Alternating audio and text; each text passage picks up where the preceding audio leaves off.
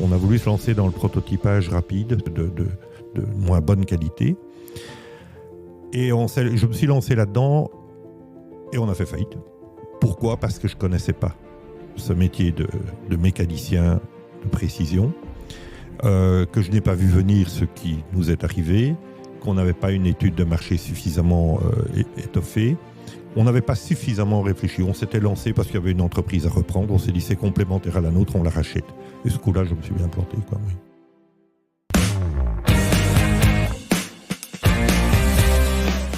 Bonjour et bienvenue sur le podcast des entrepreneurs inspirants. Chaque épisode vous offre un aperçu de l'histoire d'un ou d'une entrepreneur qui éclaire et inspire à travers sa vision et son parcours. Ce podcast est réalisé en partenariat avec Interphone, l'opérateur télécom 100% dédié aux entreprises. Petit coup de pub, Charles. Bonjour à toi. Bonjour Geoffroy. Alors aujourd'hui, j'ai l'immense plaisir d'accueillir Charles Mello, propriétaire du domaine de Lonzé. Et une première question pour bien démarrer. Charles, qui es-tu ? Alors Charles, c'est d'abord un grand-père avec 7 petits-enfants. 4 enfants pour me faire 7 petits-enfants momentanément.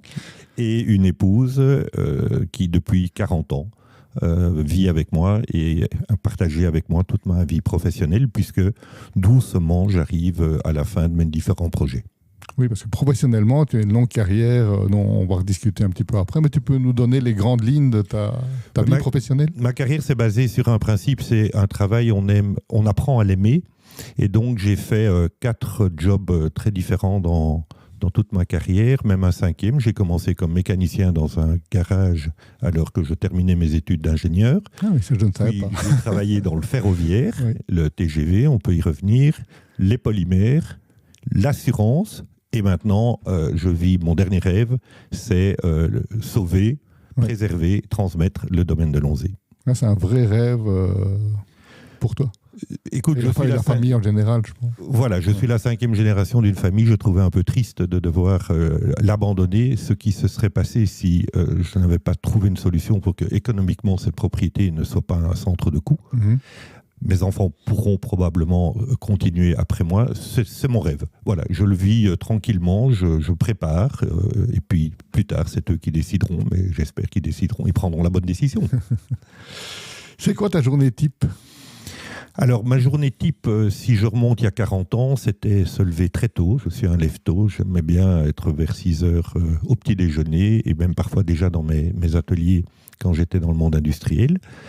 Et ça a été pendant des années rentrer relativement tard. Par contre, quand je rentre à la maison, je ne fais plus rien. Et les week-ends sont consacrés à la famille. Et donc, c'est beaucoup de travail pendant toute cette période qui se répartissent, comme pour tous les chefs d'entreprise, entre s'occuper de son personnel, de ses chiffres et de ses clients, et faire en sorte que tout ça s'harmonise le mieux possible. Peux-tu nous emmener à travers les moments clés de ton aventure entrepreneuriale que tu as un petit peu évoqué, de tes études à aujourd'hui ? Alors, j'ai fait des études d'ingénieur aux grandes dames de mon père, qui était un juriste. Les Mello sont des juristes depuis 5 générations, ou 4 générations, et puis voilà le petit canard boiteux qui est un ingénieur. Je suis parti d'abord avec l'idée de faire du génie rural, donc j'étais intéressé par la partie mécanique du monde agricole. Puis finalement, je n'ai jamais travaillé dans le monde agricole, mais mon diplôme d'ingénieur électromécanicien m'a permis de rentrer assez rapidement dans une société qui s'appelle la Brugeoise et Nivelles, où j'ai vécu un parcours assez amusant, puisque de l'analyse d'un un service d'achat, analyse fonctionnelle pour installer un logiciel bien connu à l'époque qui s'appelait SAP, je me suis retrouvé à la tête d'un centre d'essai de développement d'un véhicule bimode, rail-route, un autobus qui se transforme en métro, et puis directeur de production de tout le projet Eurostar. Donc, c'était l'usine de Manage, 450 personnes. Et à 28 ans, je me suis retrouvé avec 300 ouvriers, des dresseurs, des soudeurs, 2 bons syndicats, la CSC et la FGTB. Une expérience extrêmement riche sur le plan social. Donc, le TGV, c'était aussi un grand défi technologique parce qu'on ne fabrique pas un TGV comme on fabrique une voiture ferroviaire à 140 km/h comme à l'époque. C'est un peu comme une voiture de tourisme et une Formule 1. Le TGV est une vraie Formule 1, donc ça a été un transfert de technologie assez intéressant à vivre. faire changer les mentalités, la façon de travailler de personnes qui avaient toujours travaillé d'une certaine manière. Donc voilà, j'ai vécu ça. Ensuite, je suis parti à Liège, un petit peu ras-le-bol de la grosse société. On avait été racheté par Bombardier, on avait de moins en moins de contact avec la direction générale. Et je me suis dit, bon, on va tenter autre chose. Et on m'a demandé de reprendre une société dans le domaine des polymères. Alors, pour caricaturer ces 12 ans-là, on faisait des frisbees quand je suis arrivé. Et quand je suis reparti, on était dans l'Airbus A380. Donc, c'est vraiment un repositionnement complet d'une société sous-traitante dans le secteur des plastiques, l'injection de pièces plastiques, mais avec des plastiques de plus en plus techniques, et donc des marchés de plus en plus spécifiques aussi, comme l'aéronautique, comme le médical, le génie civil. On était gros fournisseur mondial pour Caterpillar. On était parti en Chine aussi parce que c'était l'époque des années 2000 et en 2000, c'est tout en Chine, tout à l'Est. Il fallait absolument trouver des prix meilleurs pour nos clients. Donc, on a installé un premier bureau de représentation à Shanghai et puis on a trouvé des partenaires pour faire notre boulot à notre place. Et c'est là que ça a commencé un petit peu chez moi à ne plus fonctionner. Je me suis rendu compte qu'aller en Chine aussi souvent, j'allais une semaine par mois, c'était vraiment aller leur expliquer comment il faut faire, alors qu'on avait toutes les capacités de le faire chez nous, mais voilà, avec des coûts un petit peu différents. Et donc, après 12 ans, j'ai changé et j'ai quitté le monde de l'entreprise, donc au total 20 ans. Là, cette boîte-là, tu étais CEO de la boîte? J'étais administrateur délégué d'une première boîte, puis on en a créé une seconde, puis une troisième. Mm-hmm. Et puis voilà, à un moment donné, c'était un gros actionnaire bruxellois. Et là, tu étais salarié alors, ou déjà indépendant? Toute ma carrière a été comme indépendant, à l'exception de quelques années à la Brugeoise des Nivelles, pendant 2 ans, et dans cette société à Liège qui s'appelait Simonis, pendant 2 ans également. Mais sinon, j'ai ce caractère d'être mon propre patron. Je dépendais évidemment d'actionnaires majoritaires, et donc... Voilà. Mais donc l'expérience chinoise m'a un peu perturbé et donc je me suis dit maintenant il est temps de rentrer à la maison. Ça faisait 20 ans que je menais l'horaire pour lequel tu m'as posé la première question. 6h du matin, 8h du soir. Je me suis dit non, je rentre. Et c'était très amusant parce que les enfants étaient les premiers très déstabilisés tout au début. Tiens, papa, il va être là tous les soirs maintenant. Et papa, il était là tous les soirs. Et je me suis passionné pour un nouveau métier qui est le monde de l'assurance. Courtier en assurance, en reprenant ce que mon beau-père m'avait dit 40 ans ou 30 ans avant, un métier, on apprend à l'aimer. Et c'est vraiment comme ça que j'ai vécu ce transfert, ou cette nouvelle situation. J'ai racheté un bureau et je l'ai développé dans le monde des entreprises industrielles, des PME, pendant 15 ans. Je m'y suis amusé énormément, j'ai rencontré énormément de belles personnes. C'est un métier beaucoup plus de contact que le monde de l'entreprise industrielle dans lequel on rencontre des directeurs de production, des directeurs d'achat, de vente et tout. Là, on rencontre tout le monde. C'est vraiment très, très, très, très riche sur ce plan-là. Donc, j'ai beaucoup, beaucoup aimé cette partie de ma carrière que je viens de terminer en transmettant la source que j'étais à mon fils fin de l'année dernière. Après des années de réflexion ensemble, très constructive, pas toujours facile parce qu'en famille, c'est pas toujours aussi facile que quand on vend. Mais vendre un bureau d'assurance, ça me dérangeait de vendre ma clientèle à quelqu'un. Ici, je l'ai vendu, oui, mais à mon fils et je reste d'ailleurs toujours actif dans mon bureau. Et tout ça, pourquoi? Mais pour développer le dernier projet, qui est le projet de Lonzé. Pourquoi Lonzé? Parce que nous avons racheté cette propriété il y a maintenant 5-6 ans. Et je voulais absolument lui donner une finalité économique. Je voulais que ce soit un centre de profit, pas un centre de coût. On a 3 valeurs principales. Protéger l'environnement, il y a 40 hectares de bois. Et il y a un environnement immobilier avec un château qu'il faut restaurer. Deuxième valeur, c'est partager. On a vécu pendant beaucoup de temps avec mon père caché. Aujourd'hui, on l'ouvre. On a déjà reçu plus de 15 000 personnes depuis qu'on est en activité. Et puis, la troisième valeur, c'est essayer de le transmettre à mes enfants plus tard. Donc, voilà. Et je m'emploie à ça pour l'instant. Et aujourd'hui que tu sais tout ce que tu sais, que tu as un parcours que tu viens de décrire, qu'est-ce que tu te donnerais comme conseil à ton toi de 18 ans? Alors, à mon moi de 18 ans, j'aurais aimé avoir ce conseil. Prends le temps. prends le temps peut-être de compléter tes études par autre chose, prends le temps de découvrir d'autres choses que le travail à tout prix. Pour te donner une image, on a fêté la fin de nos études, je parle de nos études, mon épouse qui était ma fiancée et moi le même jour, avec une bouteille de champagne, et le lendemain matin, à 8 heures, je travaillais. Et je n'ai plus jamais arrêté de travailler. Et donc aujourd'hui, je prendrai le temps. Je prendrai peut-être 1 an, peut-être 2 ans, pour faire le tour du monde, pour vivre un rêve que j'aurais voulu vivre et que je n'ai pas vécu. C'est faire de la voile. Je suis un passionné de voile. À ce moment-là, j'en faisais beaucoup. Aujourd'hui, j'en fais moins. Peut-être que j'en ferai plus tard, mais à l'époque, je crois que j'aurais pris le temps de découvrir, de rencontrer des gens, de m'ouvrir plus au monde que ce que j'ai fait. Mmh. Tiens, un sujet qu'on a un peu abordé en off, mais qu'on va continuer ici en on.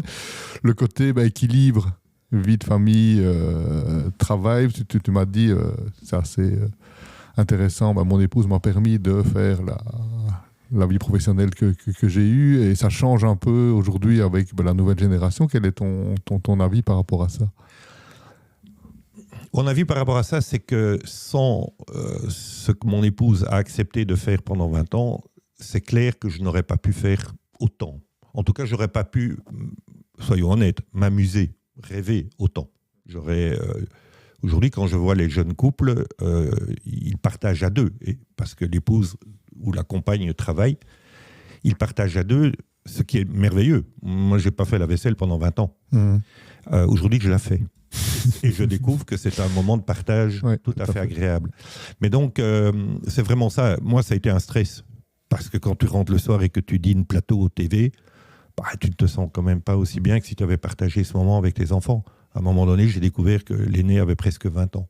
Mmh. Donc, il était temps, et c'est pour ça que, en partie, pas que ça, mais c'est pour ça que j'ai changé. Donc, c'est pas évident pour les enfants aujourd'hui, le problème des crèches et tout, mais ils y arrivent et ils vont y arriver parce qu'ils ont aussi une autre conception que nous du travail. Mmh. Moi, j'ai un de mes fils qui m'a dit « Papa, je t'admire, mais je ne ferai pas comme toi. » C'est bien, effectivement. Voilà. L'émancipation des enfants par rapport aux parents, c'est chouette. Donc, comment est-ce que tes proches ont réagi lorsque tu as décidé, d'emprunter la voie de l'entrepreneuriat ? Non, puisque tu dis que tu as toujours été entrepreneur, mais en tout cas, notamment quand tu as décidé de reprendre un bureau d'assurance et de le démarrer, qui n'était plus... Parce qu'avant, tu étais indépendant, mais voilà, c'était pour une société, il y avait des actionnaires, mais là, c'était toi, ta propre boîte. Donc, comment réagit ton entourage par rapport à ça ? Je m'attendais à avoir des attitudes positives, et je les ai eues, évidemment. Je les ai eues parce qu'ils se sont tout de suite rendus compte que j'allais être beaucoup plus présent. C'est vrai qu'au début, j'ai dû un peu trouver mes marques, parce que rentrer à la maison à 6 heures, c'était très, très rare. Avoir croisé mes enfants au repas du soir. Mais ça a été supporté par mes 4 enfants, parce qu'ils se sont rendus compte qu'il était temps. Il y a un petit phénomène que je peux expliquer là maintenant, c'est que j'ai eu aussi, quand j'ai changé de métier, quand j'ai décidé de reprendre un bureau d'assurance, j'ai aussi écouté mon corps. J'ai écouté mon corps parce que pendant les 5 dernières années, dans le cadre industriel, je me suis cassé 4 fois très lourdement la figure. Le poignet, 2 fois la hanche, le genou, et chaque fois en 1000 morceaux. Et je me suis dit, tiens, il y a quelque chose qui ne fonctionne plus comme avant, il faut peut-être. Et en plus, voilà, mes yeux ont aussi trinqué du stress. Je me suis dit, c'est peut-être le moment de changer. Il y avait donc ce climat avec la sous-traitance à l'étranger, et puis il y avait mon corps qui me disait, je pense que c'est bien. Et je pense que j'ai donc soulagé un peu tout le monde quand j'ai décidé de rentrer un peu plus à la maison. Est-ce qu'il y a un grand mythe sur l'entrepreneuriat que tu aimerais déconstruire une bonne fois pour toutes ? Je ne sais pas si déconstruire une bonne fois pour toutes, mais je crois que notre génération s'est axée trop sur le travail. Je pense qu'aujourd'hui, la vie, ce n'est pas que travailler. Et qu'on soit entrepreneur ou pas, je pense qu'un entrepreneur, aujourd'hui, va profiter beaucoup plus de ce qu'il va faire, et dans son travail et dans sa vie privée, que ce que nous, on a fait. Donc le mythe, valeur travail, il faut travailler pour réussir, voilà, c'est quelque chose avec lequel j'ai eu un peu de difficulté ces dernières années. Mais tu l'as dit un peu tout à l'heure, le travail, c'est aussi parfois de l'amusement, enfin en tout cas du plaisir. Alors, moi, personnellement, je pense que, et c'est dommage, mais il y a trop de gens qui ne voient pas, qui n'ont pas trouvé dans leur travail ce côté amusement. Alors, rêve, ça c'est Saint-Exupéry, c'est beau. Je ne sais pas si on rêve quand on va travailler, qu'on soit, quoi qu'on fasse et dans quel secteur qu'on soit. Mais par contre, je pense qu'apprendre à aimer un métier, c'est fondamental pour son équilibre. J'avais un coach dans le monde industriel, il m'a dit « Tu ne tiendras pas 6 mois dans le monde des assurances ». J'ai tenu 15 ans. Et j'y vais encore cet après-midi, je suis sur les routes avec les nouveaux collaborateurs pour les aider. Et je le fais avec un bonheur total. Donc je crois qu'il y a dans la manière de travailler maintenant d'autres manières de faire qui sont passionnantes. On parle de co-création, on parle de co-développement, d'intelligence collective. Tout ça sont des mots qui n'existaient pas de notre temps et qui sont absolument passionnants. Je chemine un petit peu là-dedans pour me tenir au courant, même si ça m'est moins utile aujourd'hui. Tout à fait. Un sujet qu'on a peu abordé dans le podcast, c'est la transition familiale. On a beaucoup parlé de levée de fonds, on a beaucoup parlé de création d'entreprise, mais la transition familiale, on n'en a pas vraiment parlé. Comment est-ce que ça fonctionne? Est-ce qu'on prépare ça des années à l'avance? Comment ça marche? La transmission familiale, je dois beaucoup à une personne qui m'a permis de découvrir qu'il y avait déjà beaucoup de réflexions, que c'était quelque chose qui n'était pas facile et qu'il fallait donc se préparer.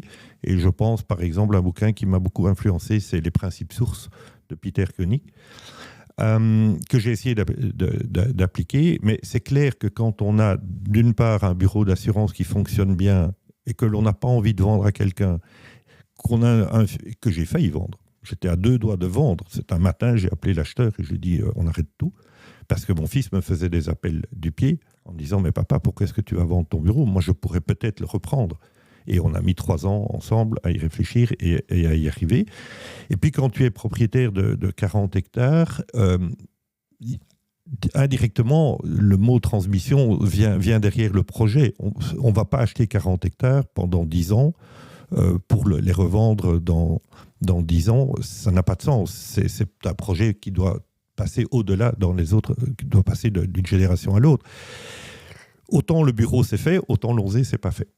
Donc là, on se donne 2 ans maintenant avec mon épouse pour un peu réfléchir comment ça va se faire, comment on va pouvoir aborder nos enfants, et puis on verra. Mais on met tous les outils en place pour que ça ait du sens. Parce que transmettre quelque chose qui n'a pas de sens, ça ne sert à rien de vouloir le faire, autant le vendre et le liquider. Mais si on arrive à donner du sens au domaine de l'onzé, je pense que la transmission va être d'autant plus facile. Je peux en tout cas dire une chose, c'est que les générations précédentes ne pensaient pas transmission. C'était souvent quand ils étaient partis, on se rendait compte de ce qu'il fallait faire pour pouvoir préserver. Je pense, mon cher père m'a dit que si tu veux garder l'onzé, tu n'as qu'à l'acheter. Donc c'est quelque chose qui se prépare. C'est quelque chose qui se prépare tranquillement, mais qui doit se faire dans la bienveillance avec les enfants, puisque si on parle de transmission, ici on pense de transmission familiale, il faut les écouter. Alors un jour ils veulent partir, un autre jour ils veulent acheter, un autre jour ils veulent faire ceci, mais nous aussi on ne sait pas très bien. Donc on se donne maintenant 2 ans avec mon épouse pour voir un petit peu comment ça va se passer, et on verra si dans 2 ans, il y a des choses qui peuvent s'écrire. On commencera à écrire l'histoire. Ça prendra du temps, mais ça mettra tout le monde en marche dans la même direction. Est-ce qu'il n'y a pas un risque de sentiment de devoir du côté des enfants, c'est-à-dire j'ai pas trop envie, mais vu que voilà, il y a cette entreprise familiale, j'ai ce devoir de leur prendre. Alors, moi, j'ai eu cette notion de devoir quand j'ai décidé avec mon épouse de reprendre l'onzé. C'est clair. Je me suis dit non, vis-à-vis de mes aïeux, vis-à-vis de ceux qui vivent toujours, je me serais senti très mal à l'aise à leur dire je vends. Donc voilà, moi j'ai eu cette impression de devoir continuer. Je ne pense pas que les enfants vont réagir comme ça. Je pense que les enfants sont beaucoup plus libres, beaucoup moins matérialistes que moi je le suis, même s'il y a énormément d'émotions dans la décision. Il y a presque plus d'émotions que du matériel. Mais je crois que les enfants sont beaucoup plus ouverts, beaucoup plus libres. Et ils nous ont déjà dit, on le sait, on peut. Vous voulez vendre? Vendez. Ne vous sentez pas obligé pour nous. Et moi, je leur réponds, attendez, on va essayer de vous trouver, de mettre en place une situation qui vous permette peut-être de faire de belles choses plus tard. Donc, laissez-nous faire et puis on verra. Et on s'est fixé sans se fixer, maintenant 2 ans, pour reprendre un peu cette conversation. On le sait, on apprend beaucoup de nos erreurs. Quelle est la plus grande erreur que tu as faite dans ta carrière et comment as-tu su rebondir ? J'en ai fait beaucoup d'erreurs, donc je ne sais pas s'il y en a une plus qu'une autre. Une qui a été plus formative, on va dire. Oui, je pense qu'une qui a été formative, c'est quand on a créé une seconde société à Liège, dans un secteur complémentaire à l'injection. On a voulu se lancer dans le prototypage rapide, donc comment faire une pièce en bonne matière très rapidement pour que le client puisse la tester en situation réelle et pas travailler avec des pièces en carton ou en plastique de moins bonne qualité. Et je me suis lancé là-dedans et on a fait faillite. Pourquoi ? Parce que je ne connaissais pas ce métier de mécanicien de précision, que je n'ai pas vu venir ce qui nous est arrivé, qu'on n'avait pas une étude de marché suffisamment étoffée. On n'avait pas suffisamment réfléchi. On s'était lancé parce qu'il y avait une entreprise à reprendre. On s'est dit c'est complémentaire à la nôtre, on la rachète. Et ce coup-là, je me suis bien planté, oui. Et la grande leçon alors que Mieux, la grande leçon, d'abord croire dans ce qu'on fait, vraiment y croire. Il faut l'avoir dans les tripes. Lonzé, je l'avais dans les tripes. Cette société-là, j'ai cru qu'il fallait le faire, mais je ne l'avais pas dans les tripes. Y croire et prendre le temps d'analyser au départ correctement les choses. On a été trop vite. Et voilà, ça n'a pas eu un impact fondamental sur ma carrière, mais ce sont des leçons qui permettent effectivement de ne pas se tromper trop souvent. La durabilité est un élément très, très important pour toi. Chaque fois qu'on se voit, je pense que tu m'en parles à peu près. Donc, comment utilises-tu ton entreprise pour avoir un impact positif sur la société et quelles initiatives te tiennent particulièrement à cœur ? Alors, Lonzé est effectivement un royaume de durabilité potentielle, puisque c'est 40 hectares de verdure dans un parc à intérêt paysager. La première chose, je suis parti à l'envers, parce qu'installer une orangerie et un parking dans un écrin de verdure, c'est pas tout à fait être durable. Par contre, on pourrait voir la durabilité dans le fait que si on perdure avec Lonzé, on maintient un écran de verdure de 40 hectares aux portes de Gembloux. Donc déjà là, le mot durabilité a du sens. En faisant ça, j'assure peut-être la pérennité de ce bloc environnemental. L'événement n'est pas un secteur dans lequel on est le plus avancé au niveau durabilité, que ce soit du côté des traiteurs, qui font des efforts et il y a encore beaucoup à faire, mais qui sont aussi de notre côté les propriétaires de lieux, parce que ça doit se chauffer ou se refroidir, ou s'adapter aux exigences éphémères d'un client. Et donc, il y a des travaux qui vont être entrepris. La première chose qu'on va faire, j'ai maintenant le canevas, c'est mesurer notre impact. Quel est l'impact carbone du domaine de Lonzé, tenant compte des 40 hectares, tenant compte des bâtiments, des types de chauffage dans le bâtiment. On se chauffe beaucoup au bois, par exemple. Voilà, on va mettre tout ça, mais aussi tenant compte de l'exploitation de l'orangerie. 70 événements par an, 5000 personnes qui arrivent en voiture, qui ne sont pas toujours... je dirais, qui sont souvent encore seuls dans leur voiture, faire notre bilan carbone. On va voir où on en arrive. Et puis, à ce moment-là, il y a un certain nombre d'actions, panneaux photovoltaïques, pompes à chaleur, le covoiturage. J'ai même une idée, c'est de donner un prix à celui, toi tu aimes bien ça, donner un prix à celui qui va arriver avec la voiture la mieux covoiturée. Place VIP dans notre parking et une bouteille de champagne devant tout le monde à un moment donné. Voilà, peut-être que ça motivera. En tout cas, ce qu'on sent, c'est que des clients qui viennent nous voir, des prospects qui viennent nous voir, sont sensibles à ces démarches. Et donc, on va continuer là-dedans. Mais il y a encore beaucoup, il y a le gaspillage au niveau de la nourriture.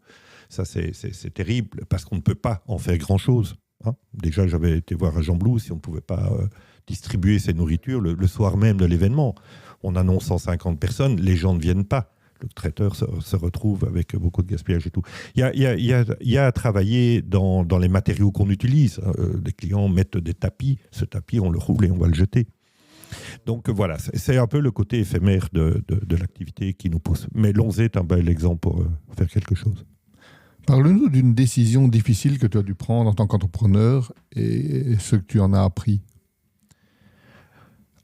Mais je dirais que la plus difficile, ça a été d'arrêter, de décider, parce que c'est une décision qui m'appartient totalement, de décider de quitter le monde industriel. Et là, je me suis quand même rendu compte que si je n'ai pas vécu un rêve en tant que tel, parce que parfois moi le mot rêve il me fait un peu peur, j'étais très très heureux dans ce que je faisais. Et c'est pour ça que je l'ai fait avec autant d'énergie et autant de passion. Et donc cette décision a été au départ très très difficile à prendre. Par contre, je rebondis tout de suite pour dire qu'une fois qu'elle a été prise, voilà, j'ai changé de registre, de logiciel, et je me suis passionné pour ce que j'ai fait. Mais c'était la plus dure à prendre.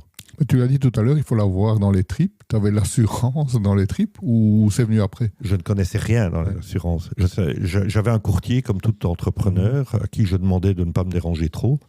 Et surtout à qui je disais tous les ans, ça coûte trop cher. Et donc, quand je me suis retrouvé dans les assurances, je suis reparti, au lieu d'aller à Shanghai avec ma petite mallette pour voir mes fournisseurs chinois, j'allais à l'école d'une compagnie d'assurance à Bruxelles pour apprendre mon métier. Donc j'ai appris mon métier en famille, mon beau-père, ma belle-mère, ma belle-sœur, puisque c'est un bureau familial que j'ai racheté. Et puis, tout doucement, la passion est venue parce que je me suis rendu compte de tout ce qu'il y avait moyen de faire. Et aujourd'hui, le monde du courtage, j'en profite pour envoyer un petit message aux gens. Le courtier est de plus en plus nécessaire et utile aux clients. Contrairement à ce qu'on entend, le courtage, c'est bientôt fini, c'est les banques qui vont prendre le relais. Absolument pas. Je crois que les inondations d'il y a quelques années ont démontré la place de plus en plus importante du courtier aux côtés des assurés. Demain, le monde va devenir inassurable. Vu les catastrophes climatiques, aujourd'hui, il y a déjà beaucoup d'impact. C'est par milliards que l'on compte déjà ce que ça coûte aux assureurs. Demain, le rôle du courtier va être de plus en plus fondamental pour trouver des solutions. Oui, c'est un peu déjà le cas. Je pense aux États-Unis, certains endroits sont inassurables. Donc, comme ce qui se passe là-bas arrive souvent quelques années plus tard chez nous. Exactement, ça se passe déjà chez nous avec le tassement de terrain. On a eu 2 années très sèches. Il y a des maisons qui se sont fissurées. Est-ce assuré ou pas assuré? La loi dit quoi? Que disent les assureurs? En tout cas, les assurés, eux, ils sont un petit peu mal à l'aise dans cette situation-là. Donc, que faire? Voilà. Si tu pouvais inviter n'importe quelle personnalité vivante ou décédée à un business lunch, qui inviterais-tu? Alors, j'ai beaucoup de... Je trouve un type comme... un monsieur comme Churchill absolument passionnant. Je ne suis pas un historien, je ne connais pas la vie de Churchill par cœur, mais c'est un monsieur qui m'inspire à chaque fois qu'il y a une émission sur lui, j'en profite. Mais qui j'inviterais à table? Éric Tabarly. Oui, parce qu'Éric Tabarly, d'abord, c'est un immense marin. C'est un taciturne, mais quand il parlait, il ne disait que des choses intéressantes, intelligentes. C'est un grand technicien. C'est le premier à avoir fait voler un petit bateau en bois. Il y a bien longtemps, personne ne s'en est rendu compte. Aujourd'hui, quand on voit comment la technologie a évolué, Éric Tabarly était. Et donc, c'est quelqu'un qui est inspirant par le simple fait que chaque fois que j'ai lu ou que je l'ai entendu parler, il y avait des choses tellement posées, raisonnables, simples. Ça fait du bien. Donc, ce type, il m'a quand il est parti, j'étais très, très, très malheureux, mais il m'a beaucoup, beaucoup inspiré. Mais comme il y a plein de choses qui peuvent nous inspirer, mais Éric Tabarly, je le prendrais à ma table, oui. Peut-être que je mettrais Olivier de Kersauzon à côté, parce que c'était quand même c'était un autre caractère. Oui, tout à fait. Donc, on a parlé de l'échec tout à l'heure. Un autre élément qui revient souvent chez l'entrepreneur, c'est la prise de risque. Donc, est-ce qu'il y a une prise de risque dans ta carrière qui a été aussi formatrice pour toi? Je crois que chaque fois qu'on entreprend quelque chose de nouveau, on prend des risques. Quand j'étais à la tête de ma petite société dans l'injection des polymères, j'aurais pu continuer tranquillement à progresser technologiquement, mais sans aller trop vite. On a pris des risques, on a investi dans des chambres blanches pour pouvoir faire des pièces dans le médical sous contrôle très très strict au niveau bactéries et au niveau propreté. Quand on a créé un centre d'essai, on était les seuls en Belgique à avoir un centre d'essai pour pouvoir permettre à des gros clients de venir tester leurs moules et leurs pièces. Je pense par exemple à Stihl, tronçonneuse, qui mettent des mois à tester une pièce de la machine. Ils avaient un lieu tenu secret, confidentiel. C'était des risques parce qu'il n'y avait personne qui l'avait fait. Tout le monde me regardait en me disant « mais vous allez financer ça comment vous allez vous faire payer tout Bon, voilà. Quand j'ai repris Lonzé, j'ai pris un risque aussi parce que je ne savais pas ce que c'était que l'événement. Et aujourd'hui, je me rends compte que c'est un vrai challenge et qu'une salle, ça ne se remplit pas comme ça, qu'il faut vraiment s'y mettre. Il faut vraiment appliquer toutes les bonnes pratiques de l'entrepreneuriat actuel, qui ne sont pas les mêmes que celles d'il y a 40 ans. Donc, ça m'oblige aussi un peu à cheminer dans toutes les nouveaux principes de management. Nous ne sommes pas très nombreux, nous sommes 3, donc je me manage, mon épouse et puis une collaboratrice, mais malgré tout, c'est déjà un challenge. Donc voilà, je pense que j'ai jamais pris de risques vraiment inconsidérés, mais j'ai pris plusieurs fois des risques, une fois ou deux, ça n'a pas fonctionné. En plus, par rapport à Lonzé, tu t'es pris Covid quand même. Alors là, on a pris un risque énorme. Ouais. Oui, c'est vrai, tu m'aides un peu à trouver la bonne réponse. On a décidé le 20 juillet 2020, parce que ce jour-là, en même temps, la banque et l'urbanisme étaient d'accord. On a décidé le 20 juillet 2020 de faire le projet, alors qu'on était dans le 2e lockdown et qu'on ne savait pas comment l'homme allait évoluer. Et moi, je suis parti du simple principe, le Covid ne va pas altérer l'envie de l'homme de partager, de se voir, de faire la fête, mais de se rencontrer. Voilà. Et c'est sur ce principe-là, j'ai dit, on fonce. On est parti et ça a été une très très bonne décision de le faire à ce moment-là. On ne le sait qu'après. D'où la prise de risque. Mais on ne le sait qu'après. D'où effectivement la prise de risque au départ, oui. Mais j'étais un peu seul à ce moment-là. Mon épouse était quand même un peu inquiète parce que voilà, on prend de l'âge doucement. On est nouveau reparti pour 10-15 ans de crédit. Mais c'était ça où on vendait tout. Et on ne serait peut-être pas tous les deux l'un en face de l'autre ce matin. Non, clairement. Et donc, tu es un homme de réseau, réseau networking au sens large. Donc, tu dis, on en parlait aussi un petit peu en off au niveau réseau. Tu dis, ouais, ça change un peu au niveau de la nouvelle génération et c'est lié aussi à ce que tu disais. Voilà, les parents sont plus présents pour leurs enfants et c'est un bien.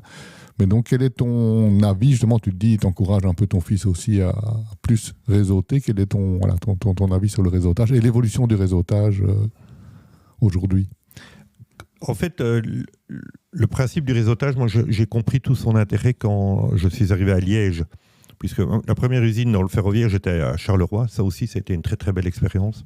Charleroi et la mentalité à Charleroi. Et puis, j'ai fait 12 ans à Liège et la mentalité liégeoise. 2 bassins sidérurgiques et des gens merveilleux des deux côtés, mais très différents.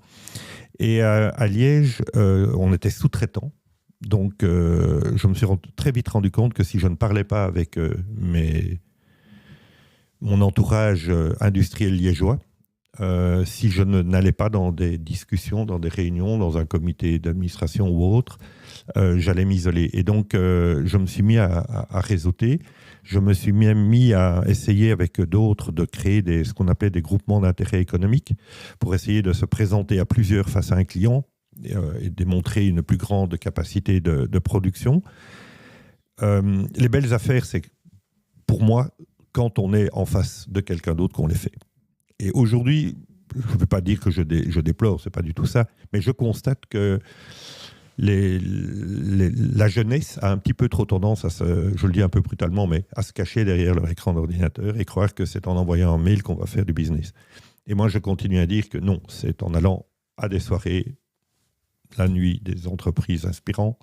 Entrepreneurs inspirants, excuse-moi Geoffroy, des réunions de la CCI et autres, que l'on rencontre des gens et que l'on fait avancer le business.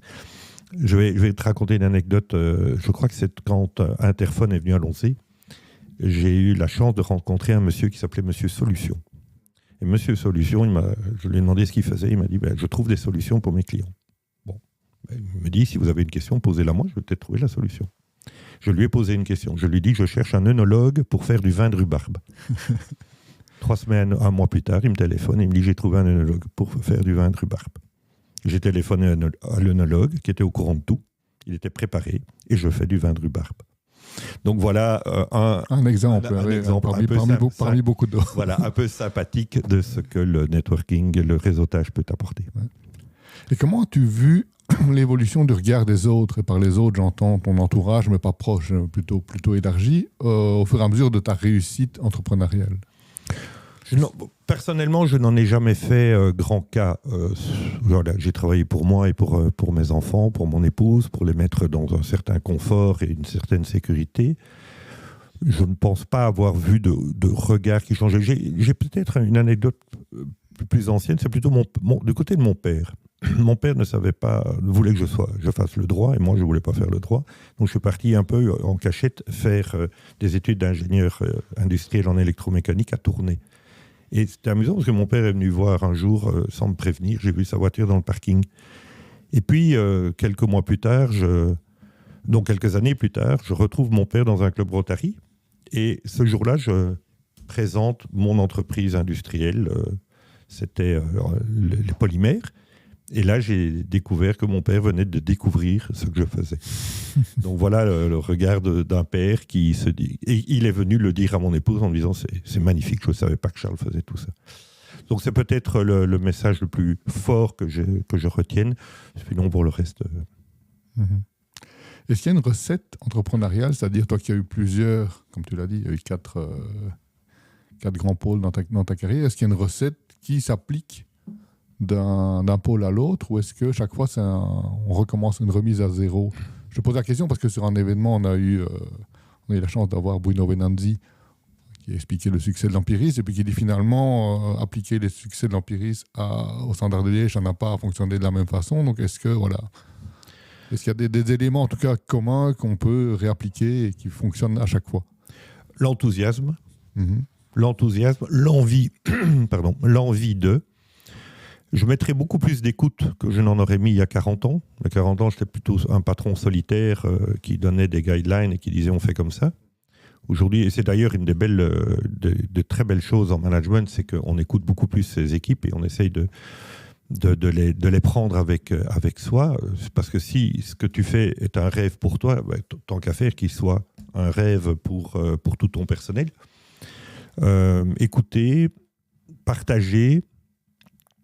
Mais je pense qu'il faut, au départ, l'entrepreneur doit l'avoir dans les tripes.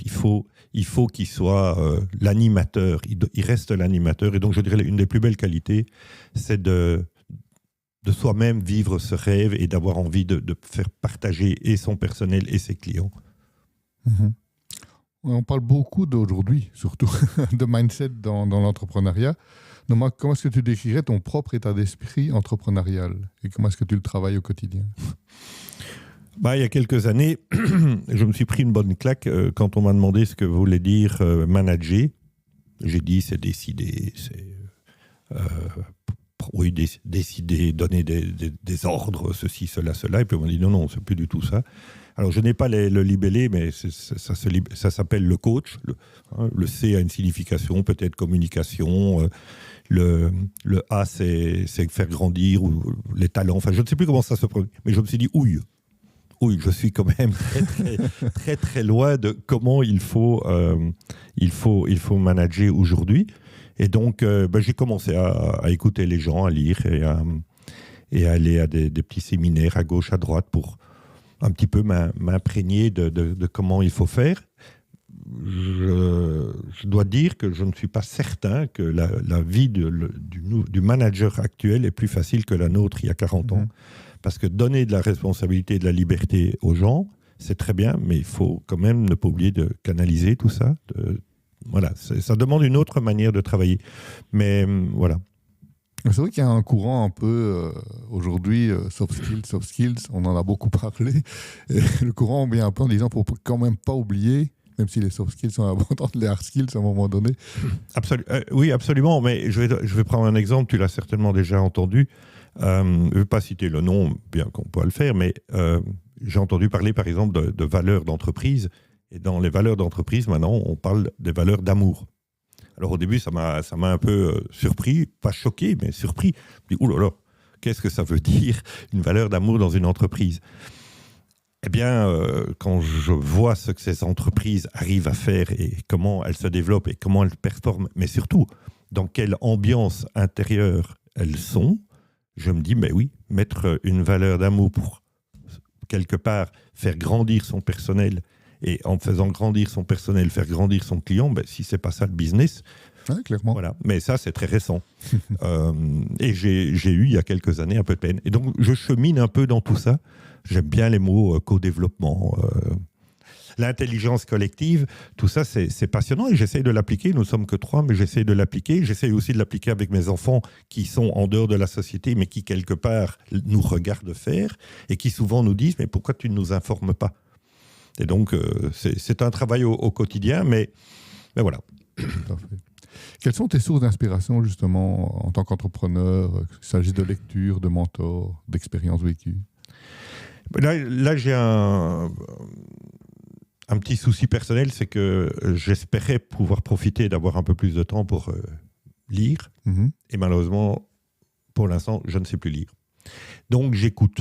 Oui. Et je commence à écouter des podcasts. Mais je suis tout à fait à l'aube de cette démarche.